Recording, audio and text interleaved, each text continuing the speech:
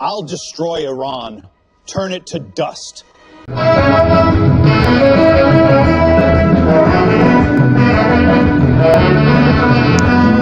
ሰላም ጤና ይስጥልን ክቡራትና ክቡራን የአገዳ 360 ሚዲያ ቤተሰቦች ልዩ ሰበር ዘገባችን ጀምረናል።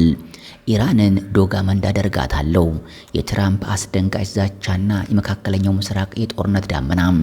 I'll destroy Iran, turn it to dust. ኢራን ለመላው ሰራዊቷ የክተት ትዕዛዝ አስተላለፈች።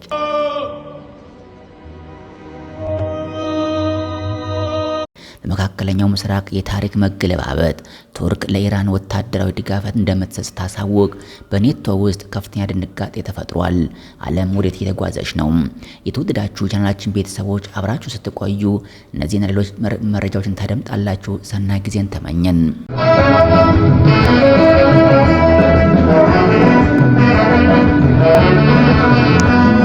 I'll destroy Iran, turn it to dust. ኢራንን ዶጋመንድ አደርጋታለሁ፣ የትራምፕ አስደንጋጭ ዛቻና የመካከለኛው ምስራቅ የጦርነት ዳመና። የመጨረሻው ማስጠንቀቂያ የትራምፕ ድንገተኛ መግለጫ ኢራንን ወደ ድንጋይ ዘመን እንለውጣታለን። በዓለም ፖለቲካ ላይ ታላቅ ድንጋጤ የፈጠረው የሁለት ሳምንት ጊዜ ገደብ የተሰጠው ባለፉት ጥቂት ቀናት በመካከለኛው ምስራቅ ያለው የፖለቲካ ትኩሳት ጣሪያ ነክቷል። ለወራት በጥላ ጦርነት ወይም ሻዶው ዋር ተወስኖ የቆየው የሁለቱ ኃይል ፍጥጫ አሁን ወደ ቀጥተኛና እጅግ አስፈሪ ወደ ሆነ ምዕራፍ ተሸጋግሯል። ፕሬዝዳንት ዶናልድ ትራምፕ ኢራንን ዶጋመንድ አደርጋታለሁ በማለት የሰነዘሩት ጠንካራ ዛቻ የዓለምን የፖለቲካ ሚዛን አናግጦታል። I would never allow Iran to have a nuclear weapon. ትራምፕ በንግግራቸው ስምምነት ላይ ካልተደረሰ እያንዳንዱን የኤሌክትሪክ ኃይል ማመንጫ በጣም በኃይለኛው እንመታለን፣ ምናልባትም በተመሳይ ጊዜ ብለዋል።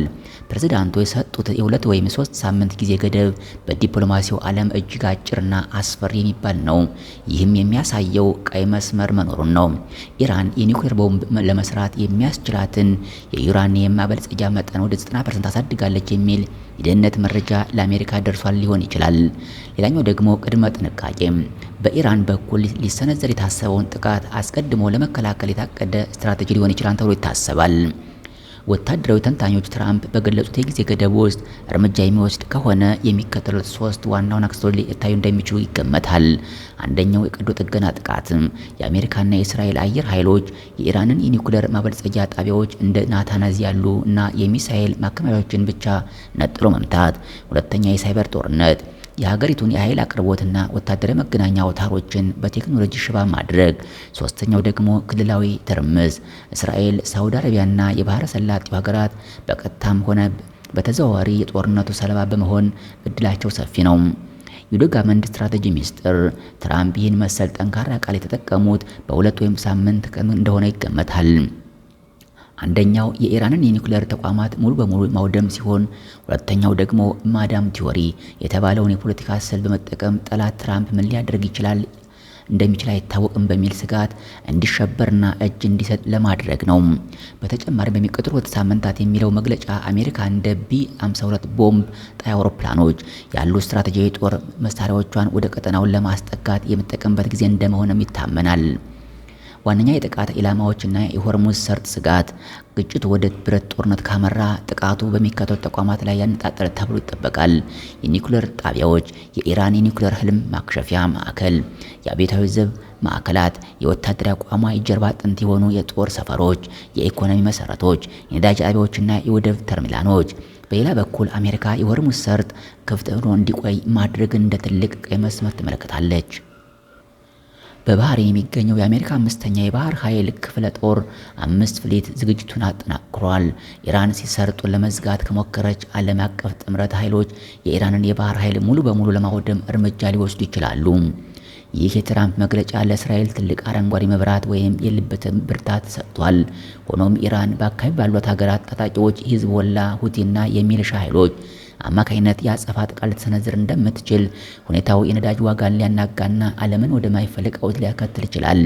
በሚቀጥሉት ጥቂት ቀናት የሚኖሩት የዲፕሎማሲ እንቅስቃሴዎችና የቴህራን ይፋዊ ምላሽ የዓለሙን የወደፊት ዕጣ ፈንታ ይወስናል ተብሎ ይጠበቃል።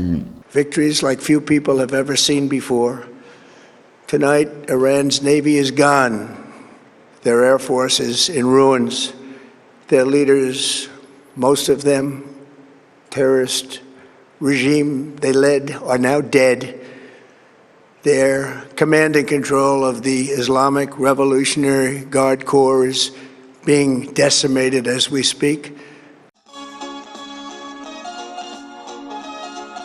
አወዛጋቢው የአሜሪካው ፕሬዝዳንት ዶናልድ ትራምፕ ዛቻ ከሰጡ በኋላ ኢራን የሀገሪቱን ሰራዊት ለመላው ጥቃት እንዲዘጋጅ አዘዙ። የጦርነት ደመና በመካከለኛው ምስራቅ እየመጣ ነው። ኢራን ለመላው ሰራዊቷ የክተት ትዕዛዝ ተላልፋለች። ጠላት መሬታችን ከረገጠ አንድም ሰው መትረፍ የለበትም ሲሉ የኢራን ጦር አዛዥ ሜጀር ጀነራል አሚር ሃታሚ ተናገሩ።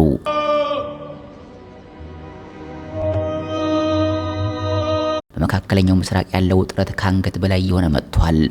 የአሜሪካው ፕሬዝዳንት ዶናልድ ትራምፕ ኢራንን በኃይለኛ መታለው ዶጋመድ ያደርጋታለው ሲሉ የሰነዘሩትን ዛቻ ተከትሎ የኢራን ጦር ዋና አዛዥ ሜጀር ጀነራል አሚር ሃታሚ መላው የሀገሪቱ ሰራዊት ለማንኛውም አይነት ጥቃት በተጠንቀቅ እንዲቆም የመጨረሻ ትዕዛዝ አስተላልፈዋል።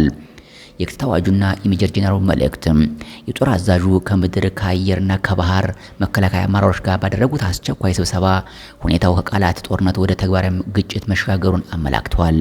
ጀነራል አሚር ሃታሚ ለሰራዊቱ አዛዡ በሰጡት ቀጥተኛ ትዕዛዝ ጠላት በመሬት ዛቻ ለመክፈት የሚሞክር ከሆነ አንድም ሰው መትረፍ የለበትም ሲሉ የኢራንን የቆራጥነት ደረጃ ገልጸዋል። አክለውም የጦርነት ደመና ከሀገራችን ላይ መነሳት አለበት፣ የአንድ ወገን ደህንነት ተጠብቆ የህዝባችን ደህንነት አደጋ ላይ ሊወድቅ አይችልም በማለት ጥቃት የመሰንዘርና የመከላከል ሙሉ ዝግጁነት እንዲያደርግም አሳስበዋል።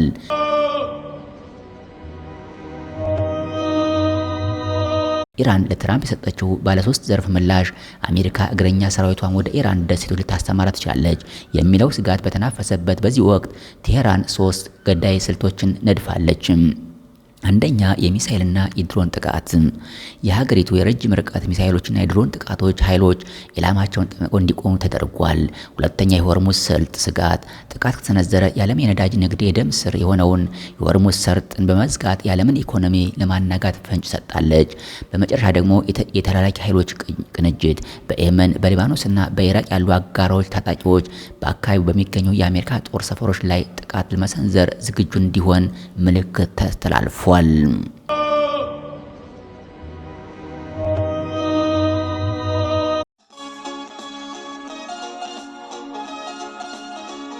በመጨረሻም የዶናልድ ትራምፕን ዛቻና የኢራንን የጦር ዝግጅት ተከትሎ ቱርክ ለኢራን ወታደራዊ ድጋፍ እንደምትሰጥ አሳወቀች። በመካከለኛው ምስራቅ የታሪክ መገለባበጥ ቱርክ ለኢራን ድጋፍ እንደምትሰጥ ስታሳውቅ በኔቶ ውስጥ ከፍተኛ ድንጋጤ ተፈጥሯል። በመካከለኛው ምስራቅ እየተካሄደ ባለው ጦርነት ሰዓት ውስጥ ዓለም ያስደነገጠው ያልተጠበቀው የታሪክ መገለባበጥ ተከስቷል። የኔቶ አባልና የቀጠናው ኃይል ሀገር የሆነችው ቱርክ ጎረቤቷን ኢራንን ለመደገፍ ወታደራዊ ጣልቃ ገብነት እንደምታደርግ በይፋ አሳወቀች። ፕሬዝዳንት ኤርዶጋን በሰጡት ጠንከር ያለ መግለጫ አጋር ኃይሎች ምዕራባውያን የጉርድ ታጣቂ ቡድኖችን ለጦርነቱ መጫወቻ ካደረጉ የቱርክ ጦር በቀጥታ ወደ ጦርነቱ ሜዳ በመግባት ከኢራን ጎን እንደሚቆም አስታውቋል። ይህ ድንገተኛ ውሳኔ በቱርክና በአሜሪካ መካከል ለዓመታት የዘለቀው ስትራቴጂካዊ ግንኙነት እጅግ አደገኛና መስመር የሳተ ደረጃ ላይ ጥሎታል። ለምን ቱርክ ወደ ኢራን አዘነበለች? የቱርክ ዋነኛ ስጋት የሉዓላዊነትና የድንበር ድንበት ጉዳይ መሆኑ ተገልጿል። የአመጽ ስጋት የጉርድ ታጣቂዎች ከታጠቁ በሀገር ድንበር ውስጥ አመጽ ይቀሰቅሳሉ የሚል ከፍተኛ ስጋት በቱርክ መንግስት ዘንድ ተነግሷል። የኔቶ መከፋፈል። የኔቶ አባል የሆነችው ቱርክ ከታሪካዊ ወታደራዊ ጓደኛዋ አሜሪካ ፍላጎት በተቃራኒ መቆሟ የቀጠናውን የጸጥታ ሁኔታ ሙሉ ለሙሉ ሊቀይረው እንደሚችል የፖለቲካ ተንታኞች እየገለጹ ይገኛሉ። በአሁኑ ወቅት የቱርክ ጦር በድንበር አካባቢ ያለውን ወታደራዊ ዝግጅትና ንቃት በከፍተኛ ሁኔታ አጠናክሯል። በሌላ በኩል ጉዳይ ወደ ሰፋ ያለ ቀጠናዊ ጦርነት እንዳያመራ በመስጋት ዓለም አቀፍ ዲፕሎማቶች ውጥረቱን ለማረገብና ወገኖችን ለማስታረቅ ሌት ተቀን ጥረት እያደረጉ ይገኛሉ። ይህ የቱርክ እርምጃ በመካከለኛው ምስራቅ ለዘመናት የነበረውን የኃይል ሚዛን የሚገለብጥ ይሆናል። ይህም ዓለም በጉጉትና በስጋት እየጠበቀው ይገኛል። የዓለም አቀፉ ማህበረሰብ ስጋት። ይህ ዶጋመንድ የማድረግ ዛቻ ለዓለም ኢኮኖሚ ትልቅ ስጋት ነው። ፕሬዝዳንት ትራምፕ በሚቀጥለው 2 ወይም 3 ሳምንታት ውስጥ እርምጃ መወስዳለው ማለታቸውን ተከትሎ በቀጠናው ወደማይመለስ መጠነ ሰፊ ጦርነት ውስጥ ይገባ ይሆን የሚለው ጥያቄ የዓለም አቀፉ ዲፕሎማቶች እንቅልፍ ነስቷል። የቀጠናው ሰላም በፈተና ላይ ይገኛል። ከታሪክ አለመማር የታሪክን አስከፊ ገጽታን ለመድገም ያስገድዳል። ክቡራን የአገዳ 360 ሚዲያ ቤተሰቦች ለሰዓቱ ብታደምጧቸው ያልናችሁ ሀገራዊና ዓለም አቀፍ መረጃዎች ይህን ይመስሉ ነበር። አበቃን። በርከት ያሉ አዳዲስ መረጃዎች በጊዜው እንዲደርሳችሁ የሰብስክራይብ እና የደወል ምልክቱን አንዴ በመጫን ላይክ፣ ኮሜንት እና ሼር ማድረግ ቻናላችን እንድትደግፉ እያስታወስን በሌላ መረጃ ተመልሰን እስከምንገናኝ በያለንበት የዓለም ዳርቻ ቸር እንቆይ። ሰናይ ጊዜን ተመኘን።